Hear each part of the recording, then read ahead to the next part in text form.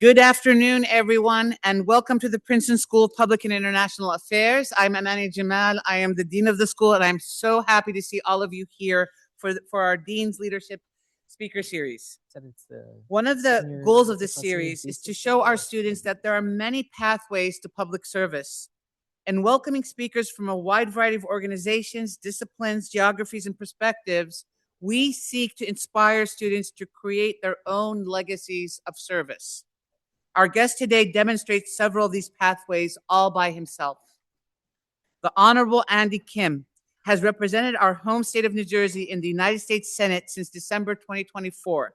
Prior to that, he represented the Garden State's 3rd Congressional District for 3 terms in the U.S. House of Representatives. And prior to that, Senator Kim served presidents from both parties working at the U.S. Agency for International Development under George W. Bush, and then under Barack Obama as a foreign affairs officer with the State Department as a civilian advisors to generals David Petraeus and John Allen in Afghanistan, and as the Iraq director at the National Security Council. A foreign policy expert, he's the only career diplomat in the Senate and a perfect guest to discuss the challenges and complexities of the current global moment. We are honored to host Senator Kim for his speaking appearance at Princeton University. Personally, I'm looking forward to hearing what he believes the United States must do to build resilient strategies that deliver opportunity and security for the American people, and what obligations, if any, as a country we have to our allies and international norms and organization. Following the Senator's remarks, we will hold a town hall style conversation. Students who wish to ask questions should line up at the microphones on either side of the room here. A few brief reminders before we begin. Please listen respectfully and with an open mind. Remain calm and curious. And if you're inclined to engage with our speaker, please ask questions and don't give speeches. Challenge ideas and not people. Allow space for other voices, and please give our speaker the courtesy of your undivided attention. Thanks to everyone in attendance for today's event, which is made possible by the Johnson Leadership Fund.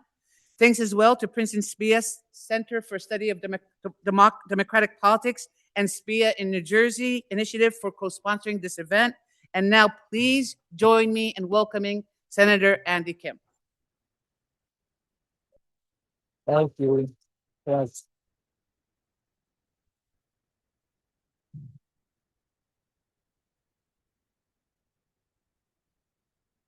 Good afternoon, everyone. Thanks so much for having me. Dean, thank you so much for the kind introduction. And this is my first time actually at SPIA, my first time here in the building. So I'm grateful to have the chance. And I heard that this is senior thesis day. So do we have any seniors here in the room? Yeah, well, thank you. Congratulations. I heard you had to drop it off 20 minutes ago. So hopefully you got it in on time, and if you are listening to me instead of partying it up, I respect you even more. This speech is something that I have been looking towards doing for quite some time, even before I became a senator. What I was trying to do here is to not necessarily talk through the individual crises that we face right now, but to try to take a step back and try to look at this moment in America, a moment where I think many of us have deep concerns about where our country is heading and the types of things that are happening. But I wanted to lay out something that wasn't just about what we are concerned about, what we are opposed to, but laying out then what? What is it that we are trying to push forward on? What is the strategy going forward that can help us? And in particular, I wanted to speak to the students here to talk through what I think you all need to be thinking about as you leave these walls at some point soon and work in this project, hopefully with me, to try to address the challenges that we face.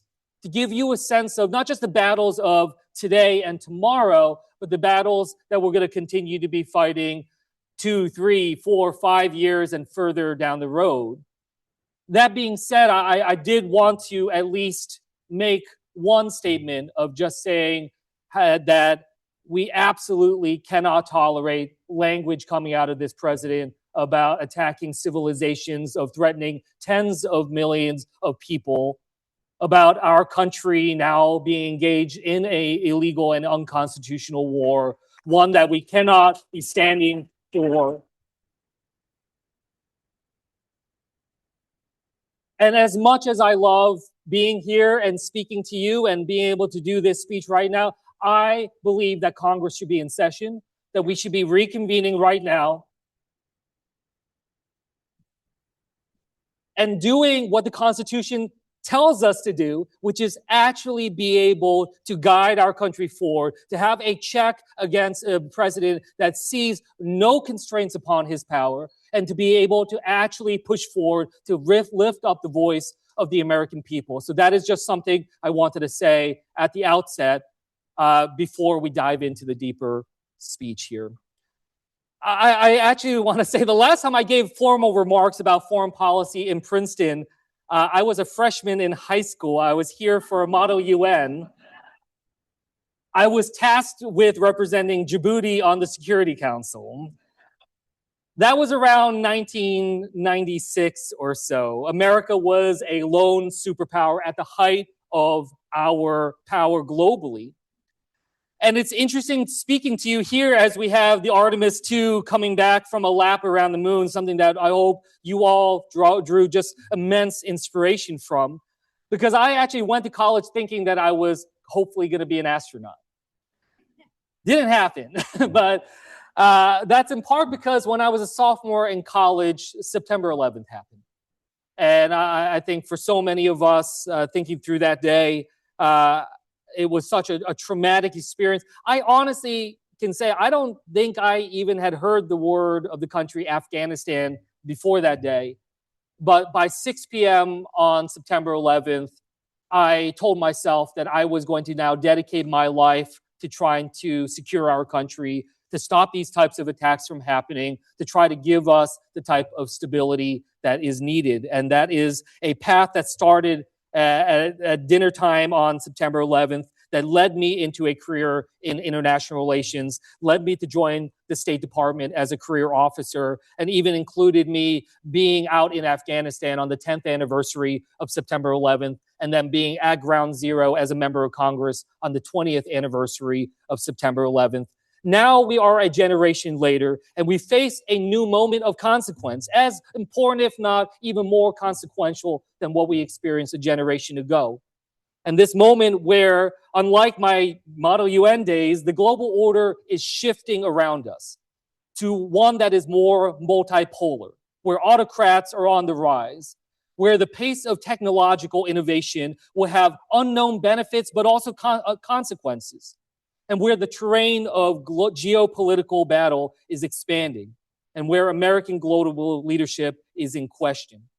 This moment that our government has not been preparing for, and that the current administration is only making worse with its actions.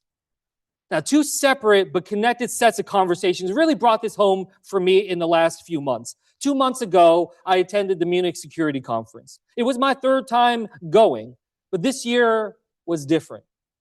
What I heard there should worry all of us, because it was there that I saw the first real glimpses of a post-America world. One where actors are working around us to shape the changing world rather than with us. One European partner said, quote, "We can't wait for you anymore."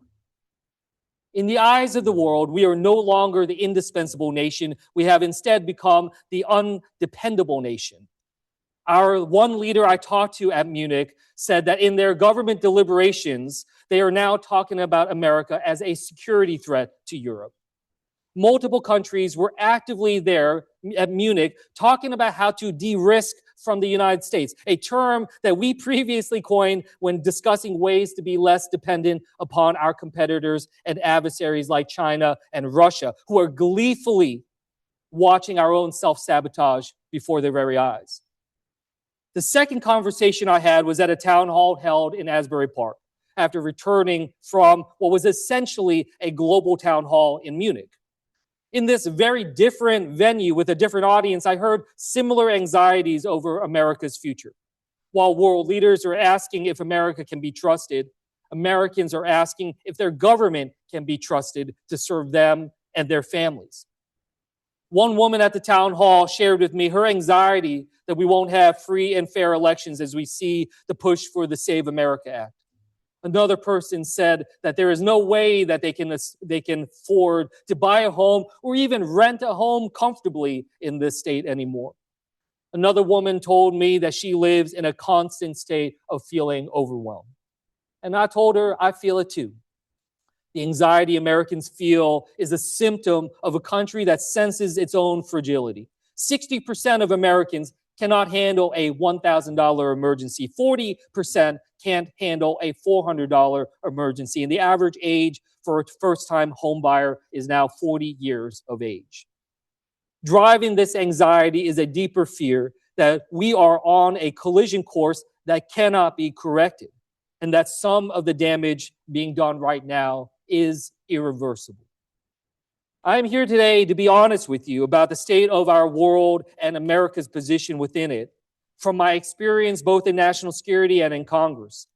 We are living through a fundamental shift in global politics. That much is undeniable. The world is adapting to a post-America global era, and they are skating to where they think the puck is going. Americans across our country in the political spectrum are saying that the current state of the world isn't working for them, that they do not want us to continue this interventionist foreign policy of the past, but want their leaders to ensure security, stability, and access to quality of life that they deserve. But I did not come here today simply to sound an alarm. It's not enough to say that might makes right is the wrong approach. We know that approach would result in a highly unpredictable and uncertain world, one that ever-changing dynamics based on the whims of fickle leaders, and one marked by spheres of influence, one where we see America first actually meaning America own, which actually means, we are in a world where America first means America alone, which actually means America is expensive. And instead, we came here because I believe that there is a way for us to change course. I believe we are now at a moment where a future American president cannot stand at the Capitol on Inauguration Day and utter the words, "America is back." No one would believe us, whether here at home or abroad. We need to chart a way forward that is grounded in reality. A window to act is narrowing, and the cost of complacency has never been higher. So we have to act. Now, if we live in a time of crisis and global competitiveness where our power and credibility is waning, then we need to change what we are doing. We need to adapt to meet this moment. I believe the word we need to guide us for the next decade of this new era we find ourselves in is resilience. If we are no longer the indispensable nation and we rightly reject being seen as an undependable nation, then I think we should strive to be the resilient nation. We should pursue a national project of resilience to assess our vulnerabilities, to anticipate and mitigate disruptions and security concerns, and set the stage for a new era of opportunity. Like an older skyscraper during an earthquake, we find ourselves today without the shock absorbers needed. We are tall and impressive, but our foundation is weak and rigid and inflexible to the tremors. We lack the cross-bracing reinforcements and the dampers. It is time that we correct these structural flaws and build a way forward that leans into our strengths. Here are 7 principles to design a resilient-based architecture for our country. First, we need to recognize that economic security is national security. We should protect the economic security of American families with the same intensity as we do our nation's physical securities. The American people saw money go into the Iraq and Afghanistan wars seemingly without end, and then we're told that there's no money for health care or child care or education and student loans or rebuilding our roads or public transit or elder care. And now they are seeing the same thing happen again with this senseless war in Iran, and they see the divestments in our lives isn't written in stone, it is a political choice. Americans don't just feel insecure when they look at these global threats. They feel insecure when they look at their families and can't assure them that things will be okay. I feel insecure when I know that I can't keep paying for my father's exorbitant costs as he's been diagnosed with Alzheimer's. These insecurities affect us directly and affect the resolve of the American people when it comes to foreign wars and trade policies and other significant considerations. Second, resource and energy security is national security. As we assess our vulnerabilities, we have seen some enormous strategic gaps that could easily disrupt and cause significant cost and consequence. As a national resilience goal, we should minimize dependence on any non-trusted nations or actors for priority resources, including critical minerals, medical and pharmaceuticals, energy, and produce not just enough for right now, but to meet the soaring demand and trajectory into the future, while we also balance with building climate resilience. While this feels distant for the average family, your ability to buy a phone, a car, or basically anything comes down to our ability to access minerals, to be able to access energy. Another country putting a stranglehold on this supply could very well kill jobs and put our economy in incredible danger. And I call on Congress to use the same level of urgency that we see that often is geared towards national security, geared towards counterterrorism, to drive towards what it is that we need to do to secure our supply chain, to build refining and processing capabilities, and increase our energy production through investments at home and with our allies and our partners. And that hits at a third principle, which resilience is not self-reliance. This is not just about doing it ourselves. There are concerns about our supply chain that show we can't do this all alone. There is no way we can mine or refine or recycle everything that we need on our own. We need to update our alliances and partnerships for this new era. Build a resilience-focused multilateralism and a minilateralism that can help us reduce our vulnerabilities.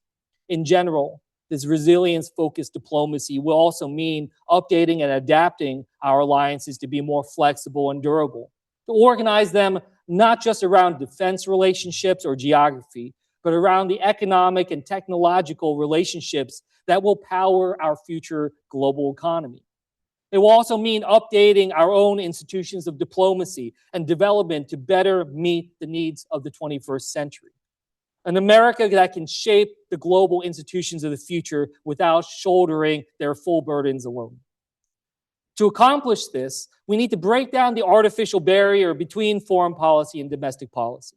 When I worked at the State Department or at the Pentagon or the White House National Security Council, we were taught that there is a firewall that separates foreign policy with domestic policy. This has essentially created no significant interactions or strategic planning cutting across the entirety of our government. Now, the reality of our foreign policy cannot deliver for the American people or position us to shape the world around us if it is disconnected from what we are doing here at home.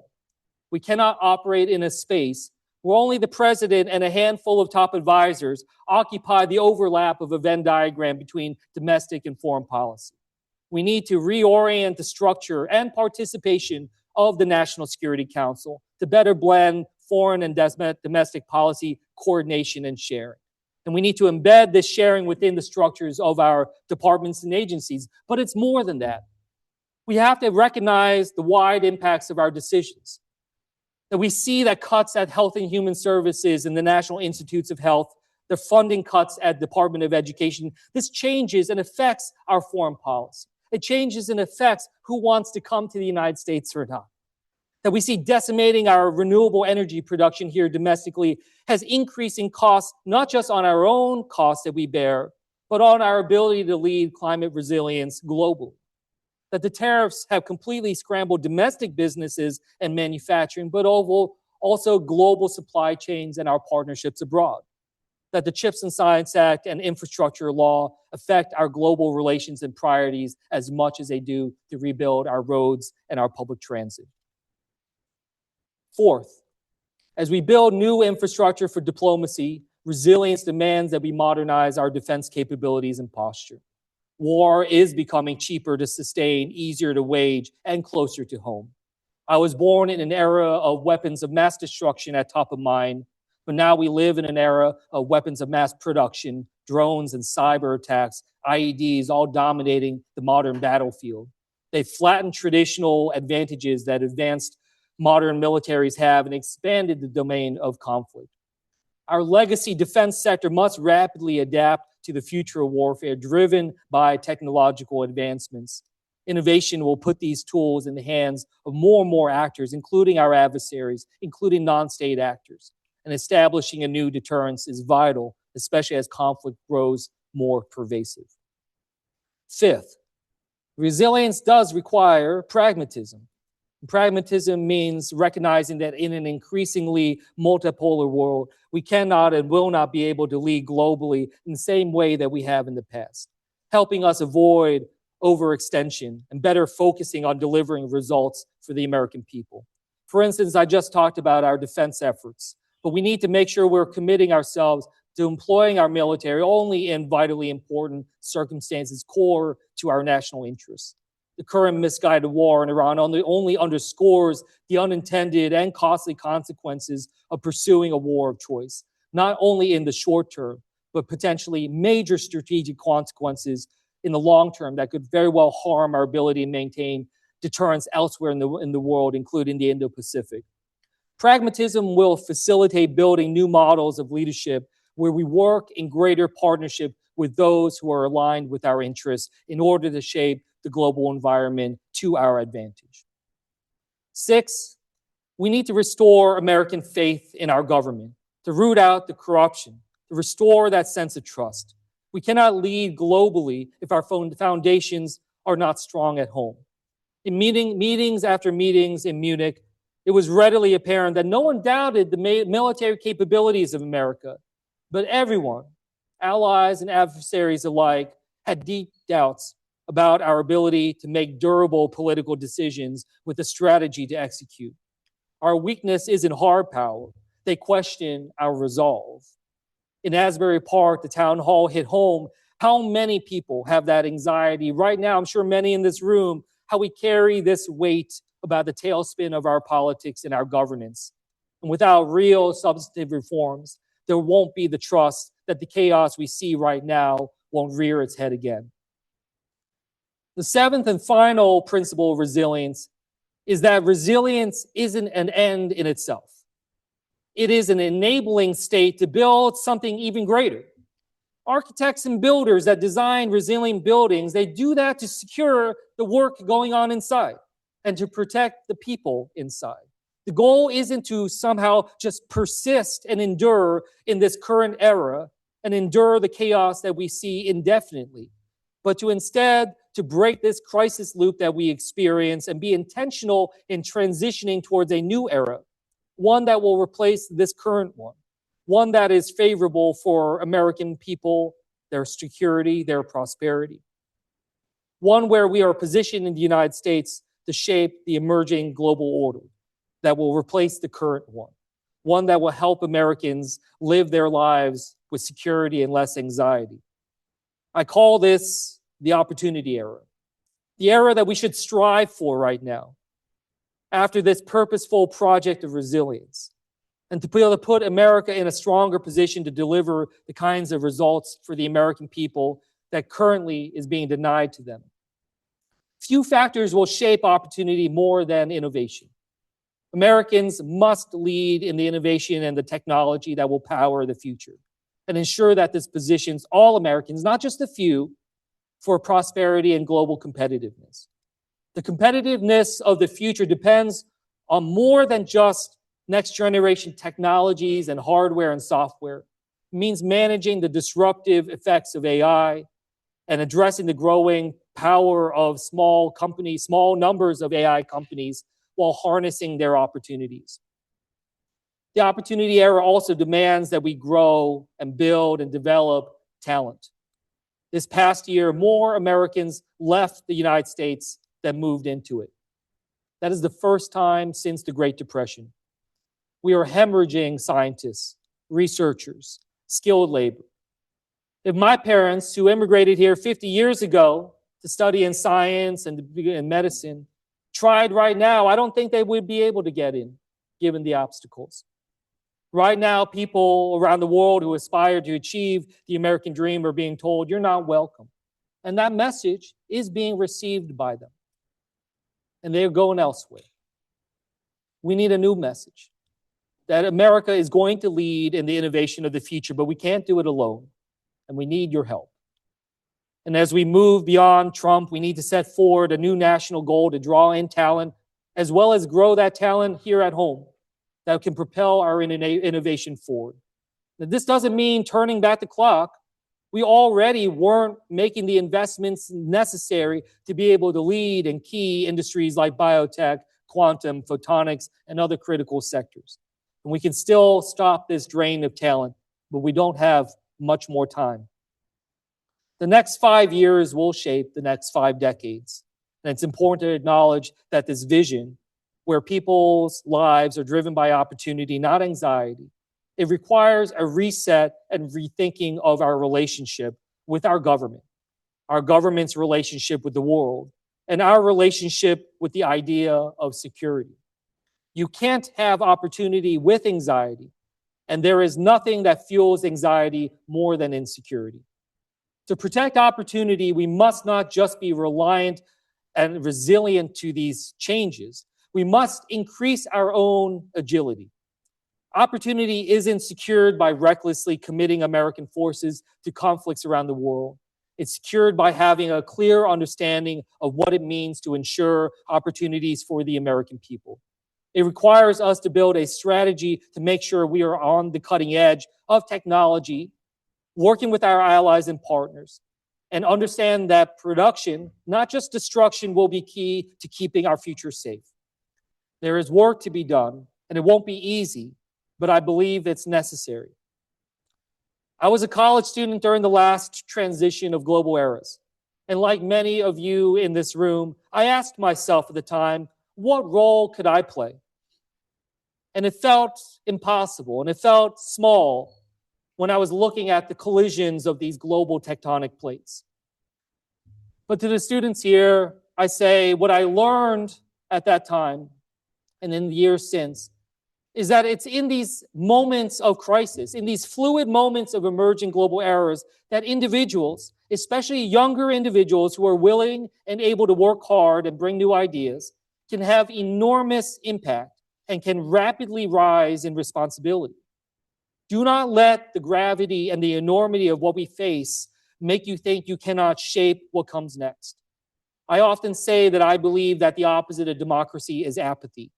And there is nothing worse in this moment right now than for us to be paralyzed by a sense of helplessness.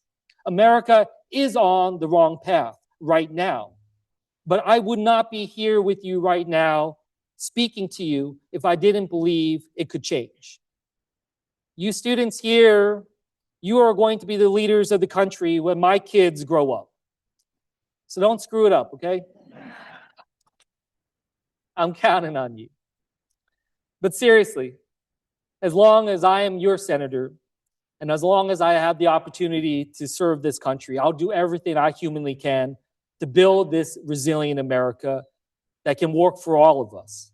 And I hope you'll join me. Thank you, everyone.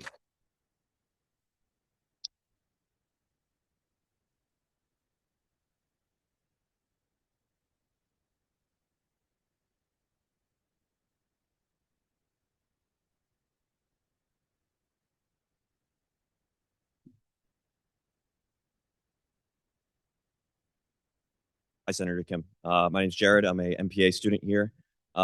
Before coming to SPIA, I was at the U.S. Congressional Budget Office, and being there, it was pretty clear to me that we have a revenue problem to fund much of the economic statecraft, national security initiatives that you talked about. I think we need a broad tax base that everyone contributes to. My question is, do you support your colleague Senator Booker's proposal to effectively zero out much of the taxes paid by the lower middle class? Yeah. Thank you. Yeah, no, thanks for that question. Maybe we can take two at a time. Make sure we can get through more. Hi, Senator. Thank you so much for coming. My name's Anna. I'm a first-year MPA here with a background in disability, specifically aging and caregiving issues. So first, I want to thank you for taking on an underappreciated, unpaid role as a caregiver yourself. You've spoken very publicly about that, and I think that's really important. So my question for you is, if you could speak to some of the policies you're working on in aging and caregiving, and how do you balance these really important domestic issues with these urgent and really time-sensitive global demands as well? Yeah. Thanks for these questions. I'll take them in order. With the first one, I agree with you. We do need to be very careful. Can you hear me okay still? Right? I don't think I actually need this one, but I'll keep at it. I agree with you. We have to be very careful, especially at a time when I was just remarking about how the American people want our resources to be used wisely and making sure that we're able to afford what we're doing and prioritizing it in the right way. I'll be honest, I haven't had a chance to dive in deep, and I haven't had a chance to talk to Senator Booker yet about his proposal. I do understand where he's coming at from this, where we are seeing a huge wealth divide right now. I mean, the spiraling inequality is outrageous in this country. And it is something that very much threatens to undermine this entire project of our democracy. When we see, again, what I was saying, 60% of Americans can't handle a $1,000 emergency. I mean, we are at a point right now where the wealth of roughly the top 50 families in our country is equivalent to the wealth of the bottom 50% of our country. So roughly about 175 million people. I'm not saying that any single policy is going to change that, but I understand where people are coming from when we are hearing from so many say that they are struggling, and it is real. I've had a chance to really see this as senator across our entire state. I went down to Salem County, a place that often very few people in politics visit, and saw with my own eyes a family living in such squalor that I saw bugs and roaches crawling all over their children. I mean, it was disgusting. On our watch in New Jersey to see that kind of extreme poverty. So, look, from my standpoint, what I'm trying to think through is how do we try to address that? It's not going to be done just through taxes. It's not going to be just done through, tax credits and breaks. But how do we try to figure out that kind of support? So I'm loath right now to necessarily just kind of pin myself to saying, this is the one way that we're going to be able to address wealth inequality. Because it's even a question of, well, even if we're raising more tax revenue, what is that going towards? Is it going towards $200 billion for this war in Iran? Or is it going to go towards, some of the issues that you just raised about caregiving? So let me just kind of switch there. As I mentioned in my remarks, my father just a couple months ago was formally diagnosed with Alzheimer's. It is made all the more tragic, if it wasn't tragic enough, by the fact that my father was actually a medical researcher. He immigrated to America to study medical research and dedicated his life to working at a lab in New Jersey to try to cure cancer and Alzheimer's. And then when I was at the doctor's office, when they were diagnosing him, there was a memory test. And the memory test, they asked my father, "What did you do for a living?" Just to sense his understanding. And he said, "I don't know." And it was very tragic to hear my father at a point where the Alzheimer's is now erased from his memory, his life's work of trying to cure Alzheimer's. And it's not just about that. I have now experienced what nearly every single person and family that has gone through this, not just with Alzheimer's, but with dementia and Parkinson's and so many other illnesses and challenges, of understanding and realizing that we ask this similar singular question, which is, we thought Medicare paid for this, and it doesn't. And everyone's left on their own. And you have 65 million family caregivers right now that are just struggling, just unable to be able to make ends meet. The average cost for a private room at an elder care facility in New Jersey is close to $15,000 a month. A month. Who can afford this? And so these are some of the challenges that we are facing right now. I am trying to build out legislation that would be able to have Medicare carry more of this, to try to make it more accessible, to try to figure out how we can stop these brutal cuts to Medicaid in the meantime, that have very much jeopardized the ability for not just elder care, but care for people with disabilities and also care for children. And to be able to make sure we're addressing those needs, trying to figure out how we can also move forward and pay caregivers the types of wages that they deserve as well. I am only here speaking to you right now because I have a caregiver with my father who's actually able to look after him while I try to do my work on behalf of you down in Washington, D.C. This is about workforce. This is about our country able to move forward if we're talking about what we need in that kind of capacity. But I have tried to use this as a moment to say that we need a caregiving movement in this country. Because I'll be honest with you, these caregivers around this country or the families that are struggling with someone in their lives that is struggling from Alzheimer's or some other debilitating illness, disease, or injury, they're often the ones that don't have the time to come down and lobby people in Congress or, frankly, to come to town halls and discussions like this. My job is not just to listen to those that can yell the loudest or can have the best political access. It's to try to make sure that we are looking across the board at those who need help the most. And they are often the ones that are listened to the least, as well as the ones that are often have the voices that cannot rise above the noise of our politics. So thanks so much for raising these questions.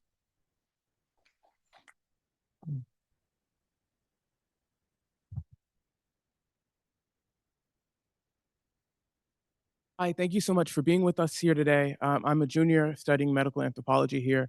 And I guess for me, and I would wager many people my age, even though the past 10 years or so have been fairly irregular, I feel like, for us, it's been the political landscape that we've sort of grown up in. Yeah. Like, this is like our normal.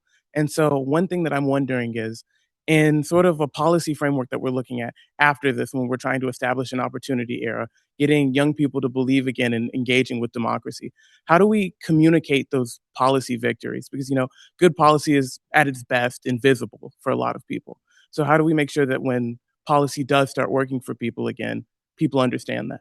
Yeah, thanks for the question. Over here. I don't know if is this on? Okay, cool. Hi, I'm Kate. I'm a senior in SPIA, so I just submitted my thesis. Yeah.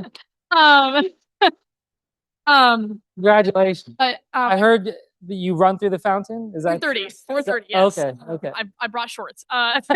So, anyways, my question is actually about climate resilience. So I really appreciate what you had to say about like domestic and also international energy security, making sure that we're not in a situation like we are now, where we're having an impending oil crash and as a result of the Strait of Hormuz and all of that.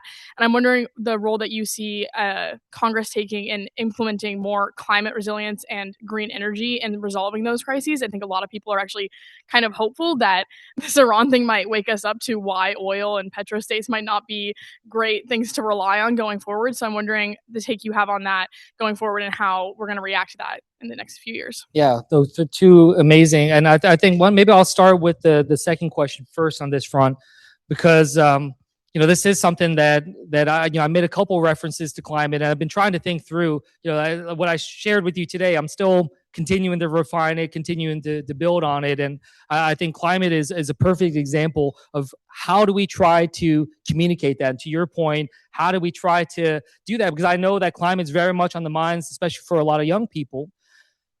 I want to share with you just this one experience that I had. I do lots of town halls. I've done nearly 100 town halls in my time in Congress. And one of them that I did was out in a deep Republican part of New Jersey, out in Ocean County, in a town that I lost by like 28 points. It was rough. It was pretty rough.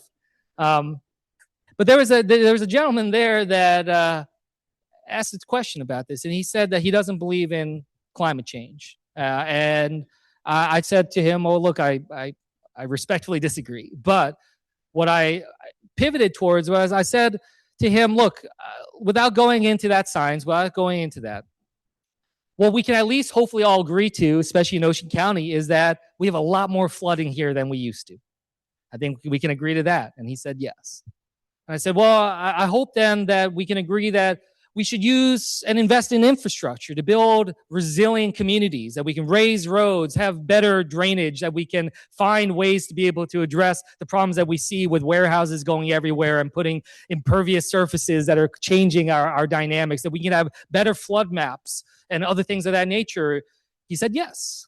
He said, and I said, well, I also hope that we can think through how to be able to protect our marshlands in New Jersey and build living shorelines that can be able to absorb, some of the challenges that we're facing when it comes to sea level rise, especially during storms. And he said yes. And I also said, and I hope that while we're at it, that we also recognize that, we need a strong economy to be able to do this. And, so much of our economy over the last couple of decades has been driven by our energy dominance, and that we should want to make sure that the United States is leading in the technologies of the future, and that we're not allowing other countries to leapfrog us in that technology and take that opportunity to be able to create wealth for them rather than for us. And he said yes.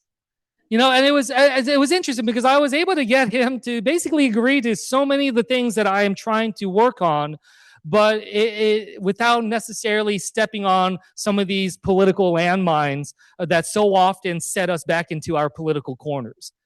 Part of my job, especially to people that disagree with me, is to try to keep the conversation going as long as possible and to see that that is doable. But it starts by making sure that I am actually going and talking to people that have disagreements.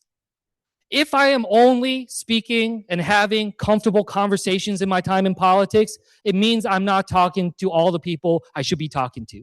My job is not only to go and speak to friendly audiences, it is to go out intentionally and try to have the difficult conversations. And I've had a lot of them, but it's important that we do so. That is becoming less and less the norm in politics. And this really hurts our ability when it comes to climate, to be able to build in that way. You're right. I mean, coming out from what we're seeing with the Strait of Hormuz, there's absolutely it's sending signals in markets around the world about the need to have your own energy security, especially when it comes to renewable energy. The challenge here, though, is that all the countries that I've been talking to in Southeast Asia, across elsewhere in the world, that's just pushing them to buy Chinese technology now because they are the ones that have dominated the renewable energy world. And what we tried to do through the Inflation Reduction Act to try to restart an American, and reclaim is the proper way to say it, reclaim American capabilities when it comes to solar and other capabilities, this administration has shut it down. And so, this is important in so many different ways. But I will say I have learned that there isn't a one-size-fits-all vocabulary. There are ways that we need to be thinking strategically at this moment and tying it into the costs that Americans are facing. And having this be a pragmatic decision for them, especially for those that don't necessarily see this in the same light that some of us do. So it is important, and it's something that we absolutely have to build that wider coalition to. But it gets at some of what you're talking about in terms of the challenges that we face when it comes to communicating policy victories.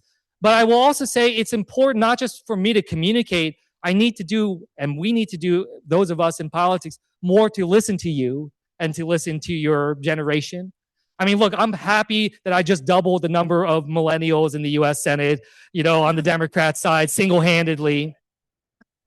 And, I think that's important. I think it's important for a lot of reasons, not just to represent a new generation of leadership, but a new generation leadership isn't just about age. It's about the ideas that we bring, but it's also hopefully about the types of politics that we practice, about trying to engage more with people across the political spectrum, especially so often people that haven't felt invited.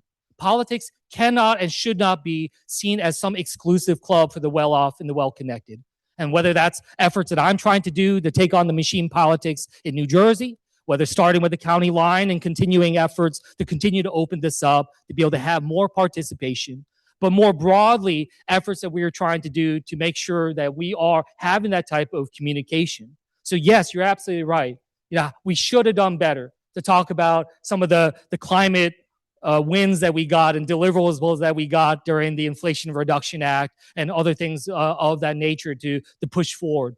Yes, it is hard and tangible sometimes to be able to explain that. Even with something like the infrastructure law, something that is about as tangible as can come, it's difficult to be able to tell New Jerseyans why the Gateway Tunnel is so important and why it is that it's so vital that we do it now.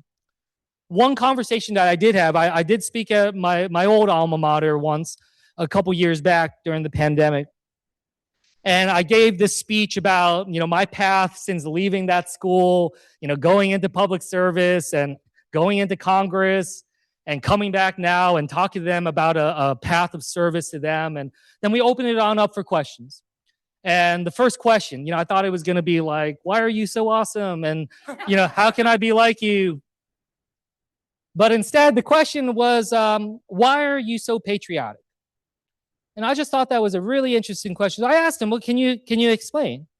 And he said, why do you seem so patriotic? Because I would say that, and this is what he said to me, I don't know if you would disagree, but he said that he doesn't know of anyone under the age of 20 that would use that word to describe themselves. Now, some of you may disagree, but I think you might understand some of the sentiment because that I put myself in his shoes.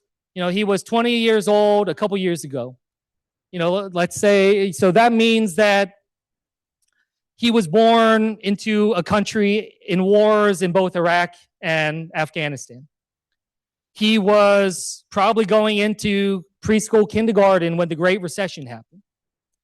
He is someone that went into grade school with the Tea Party, with the efforts that we saw, attacking the Affordable Care Act, with seeing Mitch McConnell preventing a vote on a Supreme Court justice nominee, that he was probably entering high school or middle school, high school when Donald Trump was elected president, and then saw January 6th, saw a pandemic that took the lives of over 1 million Americans.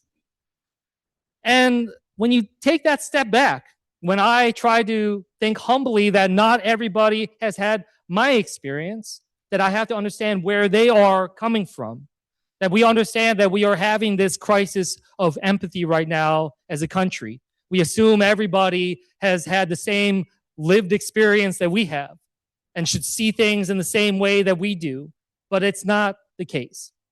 And so I agree. We have a lot of work to do to be able to engage a younger generation.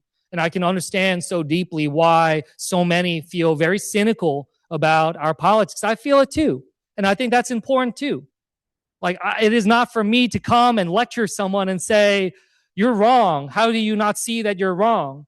I found that when you do that, whether it's with younger people or whether it's people who voted for the other party, if I go to someone and say, how dare you have voted for the other party? How dare you do that? Shame on you. What I have found that often causes that person to just dig in deeper. If you are, and I'll just say this as someone who worked as a living and negotiating as a diplomat and now in Congress, the hardest thing I've ever had to try to do is to change someone's mind on something if it requires that person to feel the experience of shame and humiliation. We have to find ways to be able to talk to each other better in earnest, not lecture to them, but have real dialogue. So I appreciate what you said there. Thank you.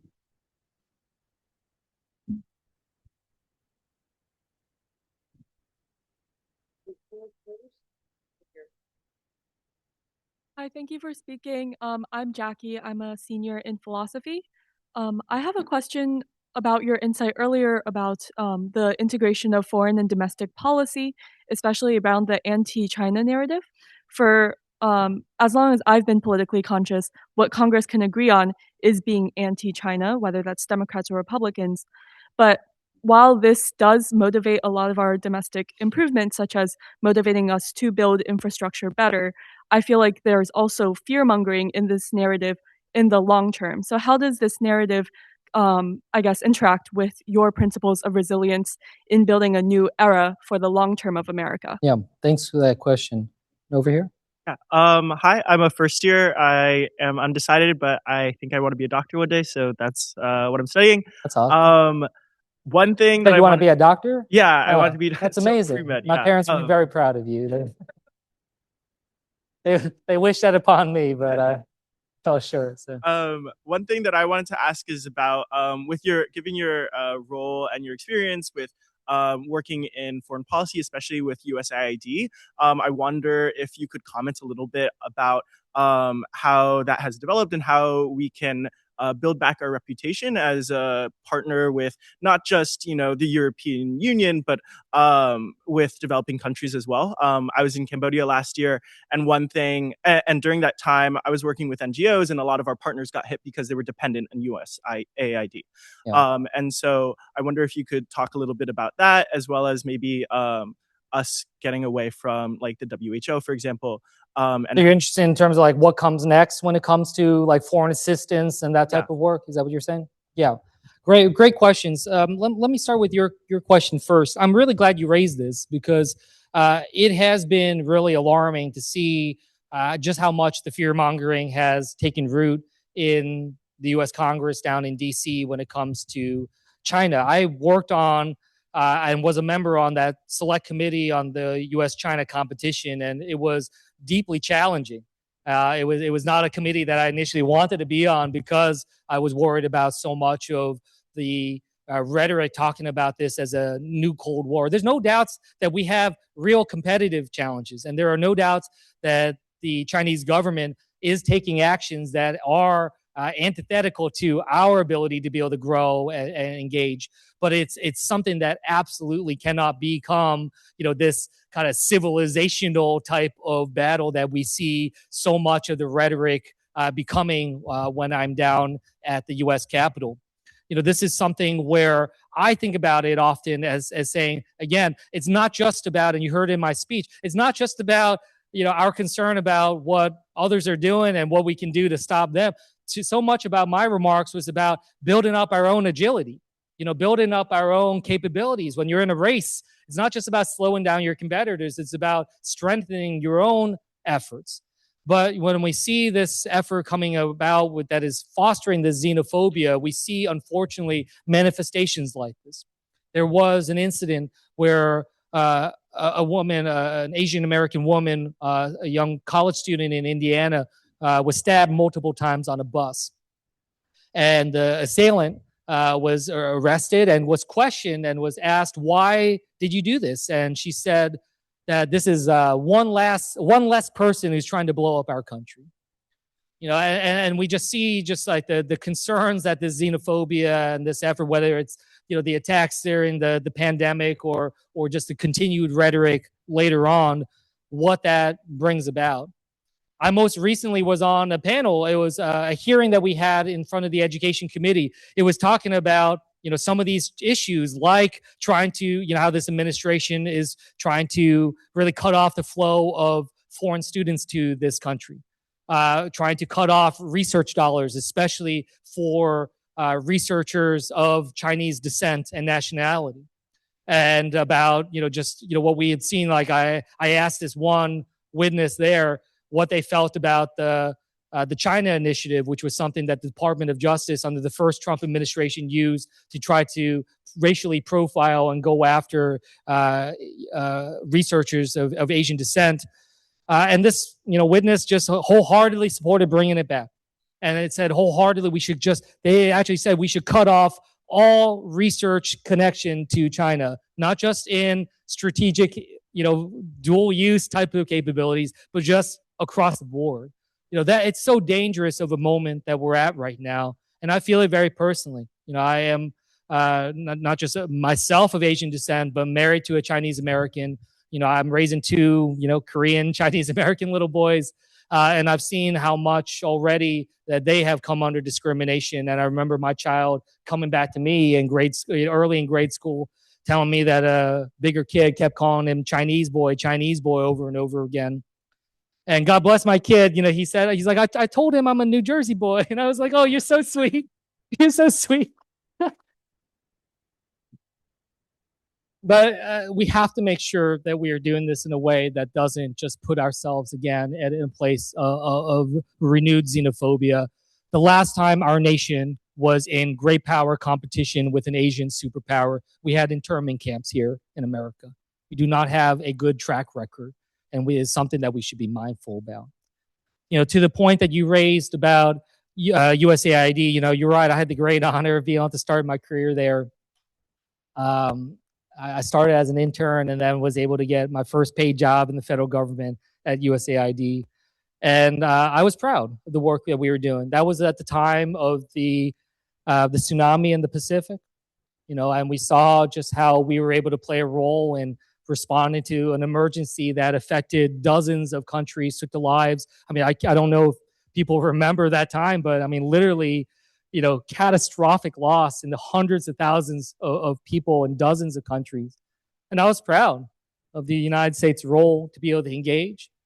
But I also keep saying that USAID and foreign assistance writ large, it's not charity. This is still a tool of national power. This is still something that helps us engage and open up markets, helps us build relations, helps us be able to navigate. I know as I worked in multiple different countries abroad, what USAID they opened doors for us to be able to have deeper engagements and efforts that can try to help stabilize more broadly.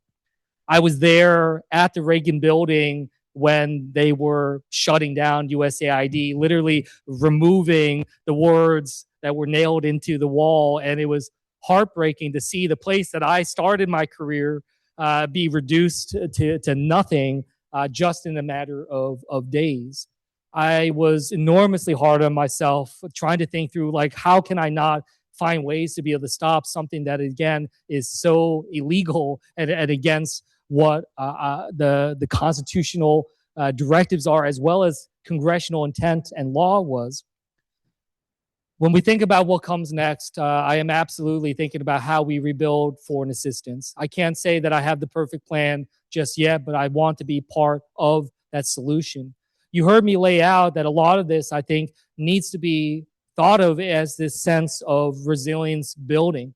And it's not just resilience building for us. It's about how do we make other countries, how do we help them grow more resilient and be able to help them be able to address some of the issues that they're facing. That'll, again, help us with our national security. But this is also a way for us to channel at a time when these countries around the world are already, as I said, working around us, working without us. The way we can engage in foreign assistance, I hope, is a way that we can continue to show that we can have impacts around the world, but we can do so in a way that can build with our broader resilience and grow into it, especially on issues like, for instance, what was raised with climate resilience. I think that is a perfect example of some of the things that we can be doing in other countries. That we see right now that there is some bipartisan agreement still on certain tools like the Development Finance Corporation, XM Bank, and other types of efforts. What can we do to continue to supercharge investments in the things that we do have agreement on, while we try to find agreement on some of the things that we continue to struggle to find consensus on? That'll be my best guess on how we move forward. Thank you. Yeah, Doctor. Like to say, like, one last word or more. Yeah, look, I'll stick around, and for those that I haven't had a chance to hear your questions, if we could, I know they got a lecture coming in here after, so I'm getting the hook. But like I said, this is meant to be just the start of conversation. Did I get everything right in this speech? Of course not. And I want to get feedback. I want to think through, where else can we go to be thinking through the challenges that we face. But I hope that you see this as an invitation, that this is a moment where we need a politics of humility, not a politics of hubris that we have so often had in America. We are not going to be able to come out of this moment and try to, again, dictate to the rest of the world what they should be doing. They do not trust us. We have a lot to be able to repair. But I still, and I hope you feel it, am hopeful about what is to come. And it's not just some blind hopefulness. It comes out of a sheer necessity As I told you, I'm a father of an 8-year-old and a 10-year-old, 2 little boys in 3rd grade and 5th grade. That gives me about 15 years before they're kind of out on their own. And I know others have told me that no, they'll just move back into my house after college. But about 15 years before they're kind of out and building their own careers and going forward. So I got about 15 years as a father, as a senator, to try to get this country into a better place. To be able to give my kids and your kids and grandkids and all of you that are graduating in the coming years, give you the stability, the security, the sense of opportunity that you deserve. So that is what this project that I'm engaged on. I work in what's arguably the most reactionary building in the world. And we are just constantly just battling over social media, one tweet at a time. We will not solve these problems, these great challenges we face, just looking in the rearview mirror. We have to think strategically. We have to build towards something. So let's work on that together. Thank you so much, everybody.